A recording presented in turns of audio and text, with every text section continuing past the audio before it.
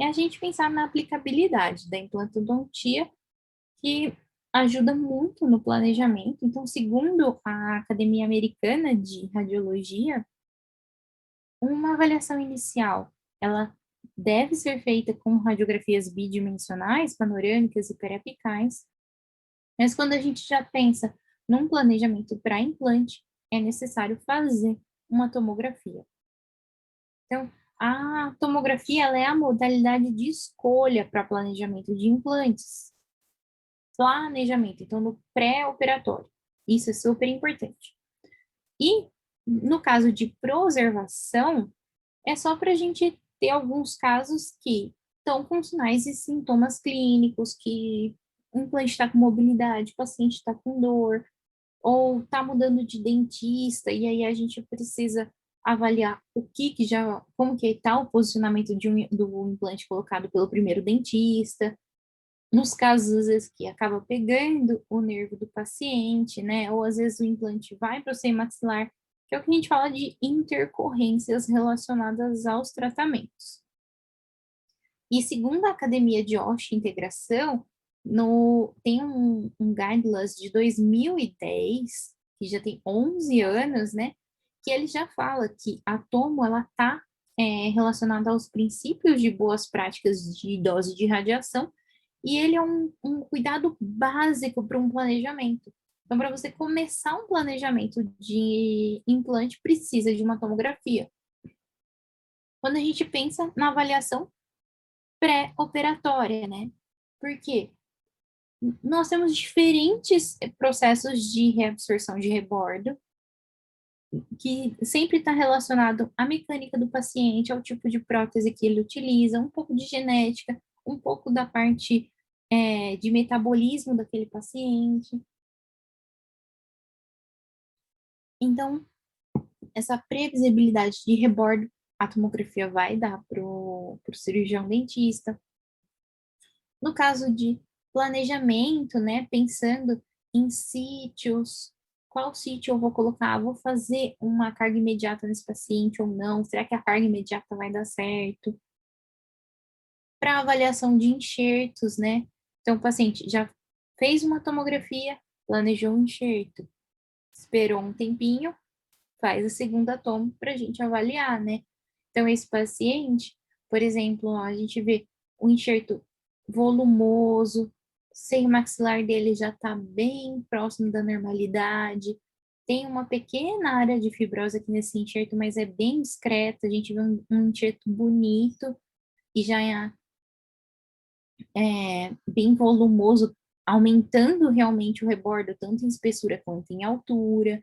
Então, essa previsibilidade do rebordo e de cicatrização do enxerto a gente consegue oferecer para o nosso dentista, o indicador, né? Nos casos de comunicação oral. Então, nessa paciente, ela tinha duas áreas de comunicação. A gente não consegue ver se a membrana está íntegra ou não. O que eu vejo é que não tem mais osso. Isso é super importante, porque às vezes o dentista pergunta isso para nós. Ah, mas e a membrana? A membrana eu não sei. Eu só sei que osso não tem mais. Mas, às vezes, a membrana pode estar íntegra aqui nessa região. Principalmente nesse paciente que a gente vê só um discreto espessamento na região de comunicação. E um caso também que é super comum em pacientes desdentados, que é o afloramento do canal mandibular. Às vezes, pelo ângulo da radiografia panorâmica, a gente não consegue ter certeza desse afloramento, ou até do formato desse rebordo, né? Olha esse rebordo dessa paciente. É um rebordo bem reabsorvido e é super complicado. Uma vez um dentista pediu para eu medir essa região aqui, ó, para eu fazer medidas aqui, que ele instalar aqui os implantes. Eu falei, cada corajoso na sua área, né? Mas, vamos lá, ele pediu para a gente medir, eu fiz as medidas. Então, né, nos cortes parasagitais, né, a gente consegue observar todo esse trajeto do canal mandibular, bem na crista alveolar. E é alguns casos daqueles pacientes que às vezes relatam, né, de choquinho na hora da mastigação, porque é a prótese ali pegando no nervo, né, o que acontece muitas vezes com o forame, né, tá vendo? O forame mental, ele tá aqui, ó, e ele tá completamente aflorado, que a gente chama, tá? Ele tá bem próximo de onde tá a área de mastigação.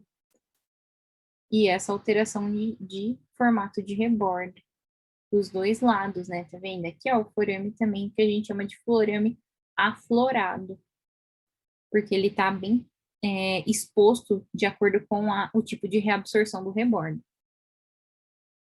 E quando a gente pensa em avaliação de pós-operatório, uma das avaliações mais recorrentes, assim, no meu dia a dia, é com relação a recobrimento ósseo do implante. Então, essa parte de recobrimento ósseo, ela é diretamente influenciada pelo tamanho do voxel, pelo tamanho da fatia que a gente faz da tomografia. Então, às vezes a espessura de cortical é tão pequena, tão fininha, que no meu voxel não vai aparecer.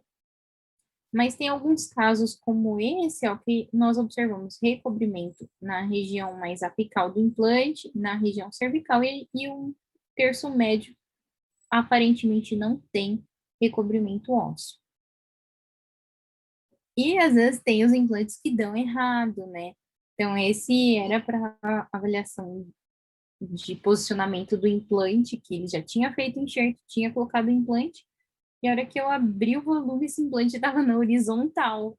Aí fica até complicado, né? Eu falei, meu Deus do céu, como eu vou descrever esse implante na horizontal e ainda que parcialmente ele está encoberto por tecido ósseo, né? A gente tem parte desse implante que não tem suporte ósseo e ele está nessa posição péssima para ser removido, né? E sem contar nos implantes que dão errado mesmo. O dentista, ó, além dele ter um implantodontista no caso, né? Ele perfurou a cortical lingual do paciente, né? Dá aquela tristeza. Ó, tá vendo? Completamente perfurado nesse implante, na região do forame, né? A gente tem essa parte do implante para fora da cortical. Do outro lado, ele acertou o canal mandibular, então o implante, ó, tá massacrando o canal mandibular do paciente, ó, que seria o canal. Então, todo o espaço do feixe vasculonervoso está comprimido pelo canal. Aliás, desculpa, pelo implante. Sem contar os implantes que vão para o seio maxilar, que é relativamente comum a gente ver esse corpo estranho e toda essa polipose sinusal aqui, ó, em resposta ao corpo estranho. Então, nós temos, ó, o implante e toda essa reação no seio maxilar do paciente, e a gente só pode chorar com uma condição dessa, né? Eu tenho um paciente que ele tem 4 implantes dentro do seio maxilar. Ele se recusa a remover, fazer a cirurgia para remoção, e ele vai fazendo exames periódicos para acompanhar como que está a situação, como que está toda essa alteração no seio dele. É complicado também essa situação quando o paciente não colabora com o nosso, com as intercorrências que podem ocorrer, né? Então, a gente vê esse implante, ó, totalmente em seio maxilar e como eu comentei com vocês, olha, as estrias as faixas, as estrias, os artefatos de cupping gerados por esse artefato numa região que teoricamente não era para ter artefato. E sempre que vocês tiverem alguma dúvida sobre o que aconteceu com aquele paciente, é muito interessante você falar com o seu indicador, ligar para o dentista para falar: oi, eu sou o radiologista da clínica tal, eu estou com o exame do seu paciente tal, tal, tal, eu estou analisando as imagens.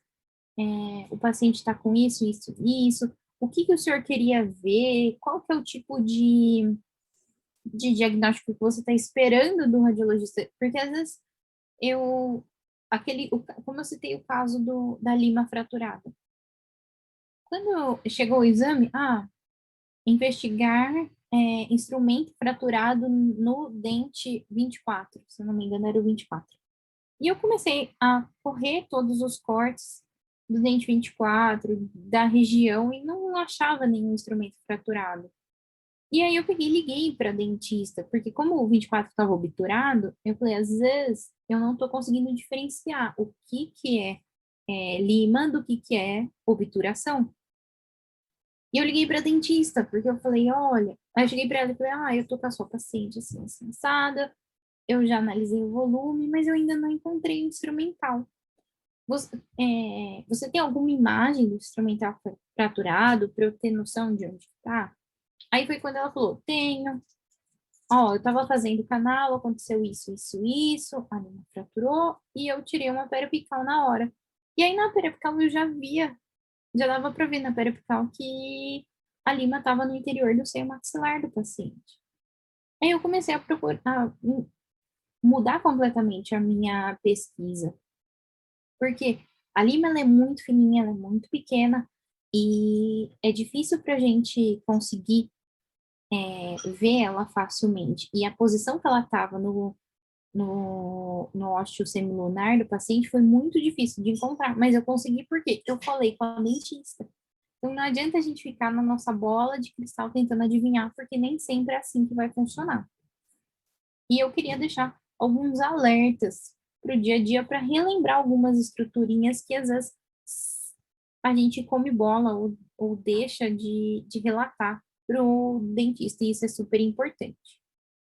Então, a primeira delas é com relação aos canais sinuosos que tem na região de maxila e a artéria maxilar também. Mas a gente sempre observa esse tipo de. Sempre que a gente observar esse tipo de imagem na maxila do nosso paciente, nós temos que tentar acompanhar todo o trajeto dela, porque algumas vezes ele chega até processo alveolar. E se o dentista tentar colocar um implante aqui, fazer um acesso aqui, ou mesmo uma cirurgia de enxerto gengival livre, que vai fazer aumento de coroa clínica, ou procurar uma área doadora, e vai estar envolvendo algum ponto de canal sinuoso ou de alguma artéria, vai ter um sangramento extra, e aquele dentista tem que estar preparado para isso. Então, às vezes a gente pega, por exemplo, em áreas que têm dentes com lesão periapical, em lesões mais crônicas, a gente vê essas alterações e essas formações desses canais sinuosos na região de mandíbula, de maxila. Então, é sempre importante relatar esse tipo de achado para o dentista se preparar para possíveis hemorragias. E também pensando nas variações anatômicas do canal, no caso do canal mandibular, né? Então, nós temos o canal retromolar, a gente olhando assim essa panorâmica não dá nem para ter tanta certeza, né? Mas aí aqui ó, a gente consegue ver uma imagenzinha discreta, mas na panorâmica é difícil fechar esse diagnóstico. E aí na tomografia a gente consegue observar com mais clareza o trajeto desse canal retromolar. E principalmente quando a gente pensa nas projeções para anterior do foramen alto, nervo alveolar inferior. Tem alguns pacientes que eles chegam até região bem próximas de incisivo lateral, de incisivo central, e é importante porque às vezes você cria uma parestesia para esse paciente porque você não relatou essa projeção e o dentista não tem conhecimento suficiente para identificar esse tipo de achado. E aí, ó, essas projeções, essas variações, elas podem ocorrer também antes do forame emergir no processo alveolar e quando o dentista coloca o implante, ó, tá vendo aqui nessa região, vindo até a lateral, e a hora que coloca o implante, olha o implante em cima dessa projeção. Então, é o paciente que está com parestesia por muito tempo. E outra coisa que sempre me chama a atenção é a questão do tipo ósseo. Então, nós temos aqui, essa é a classificação de John Coward de 1996, mas ela é muito utilizada até hoje. E aí, a gente consegue observar, ó, os diferentes tipos de tecido ósseo, dependendo da perda óssea do paciente, né? Então, aqui tem o rebordo dentado, aí aqui imediatamente a extração, como vai acontecendo essa remodelação do rebordo de acordo com a perda óssea desse paciente. Então, esse tipo de rebordo, ó, então que, por exemplo, o rebordo tipo 4 vai mostrar esse tipo de reabsorção, que às vezes é o que a gente chama de rebordo em lâmina de faca, né? E além disso, uma coisa que é importante para o implantodontista é o tipo ósseo. Então, essa é a classificação de Misch de 87. Por quê? Essa classificação é tão importante para o implantodontista? Porque ele consegue ter uma previsibilidade primeiro, da fixação desse implante, e segundo, do processo cicatricial do paciente. Então, um paciente, por exemplo, com um osso no D4, é um osso muito maleável. Então, na maioria dos pacientes que têm esse tipo de tecido ósseo, eles não vão conseguir fazer uma carga imediata, por exemplo, porque é um osso que não tem uma sustentação adequada. Já o tipo o D3, eles já conseguem fazer ter uma previsibilidade melhor desse tratamento. Então, tudo isso vai influenciar na, na análise do implantodontista para uma previsibilidade dessa cicatrização pós-cirúrgica. Além disso, outra coisa que eu queria deixar como alerta são as áreas patológicas. Então, por exemplo, nesse caso, que esse paciente, ó, tinha um pequenininho cisto residual aqui no processo alveolar, ó, tá vendo? Então, isso a gente não pode ignorar. Tem que ser relatado e a gente não pode enviar medidas nessa região, porque é uma região patológica, não é uma região adepta, pronta para receber um implante.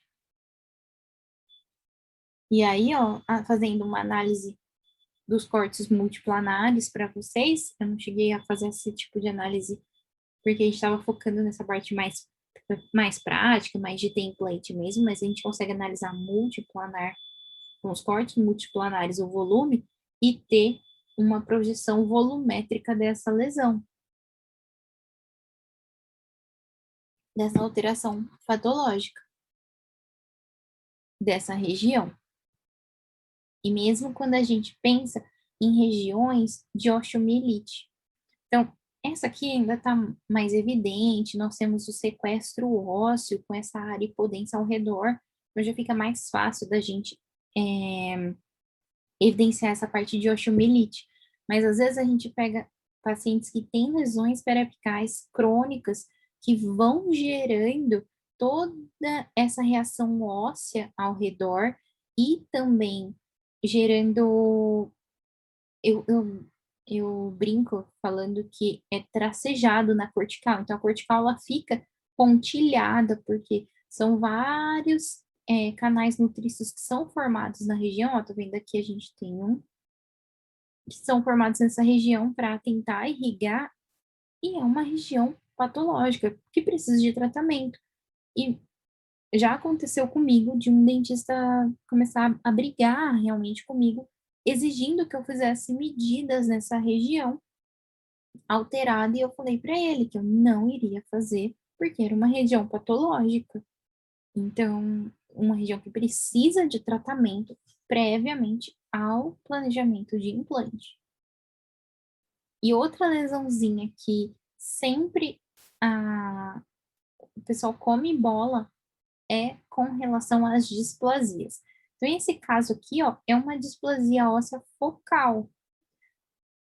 O dentista vê isso aqui, ele pensa, ah, isso aí é osso, vamos pôr o implante aí que vai ficar bom. E não, se ele, a primeira opção seria remover completamente essa displasia antes de fazer a cirurgia, né? Mas aí a hora que a gente pensa para abrir cirurgicamente e identificar toda essa área é muito complicado. E realmente remover toda a displasia, né? Então, para fazer esse tipo de cirurgia é muito complicado. Então, é uma área também que a gente não vai enviar medidas para implante, tá? Porque áreas de displasia são áreas patológicas, não são áreas aptas a receber algum tratamento de reabilitação. E doenças como essa, o paciente tinha a doença de Paget, esse é um caso do Dr. Oséias, também um colega de trabalho, e a gente vê essa alteração em toda a mandíbula do paciente. Então, esse paciente, zero indicação de implante. Tá vendo, ó? Toda a mandíbula do paciente, então a gente tem um paciente, como era planejamento por implante, para implante, a gente pegou parcialmente a mandíbula, né? Não tem região de ângulo, nem de ramo mandibular, mas tem o rebordo completo aqui, e toda essa alteração no tecido ósseo. Então, um 3D só para ilustrar para vocês, mas esse paciente não vai poder fazer nenhum tratamento aqui nessa região, tá?